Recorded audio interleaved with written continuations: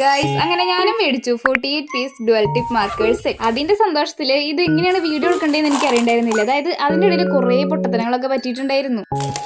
അതെ ഗൈസ്, ആ ടൈമിലുണ്ടല്ലോ ഒരു വീഡിയോ എടുക്കണത് അങ്ങോട്ട് ശരിയാവണുണ്ടായിരുന്നില്ല. പക്ഷെ ഇന്നത്തെ വീഡിയോ എന്ന് പറയുന്നത് ഇതൊന്നുമല്ല. നമ്മൾ ഇന്ന് സ്റ്റിക്കർ ഉണ്ടാക്കാൻ പോവാണ് ഗൈസ്.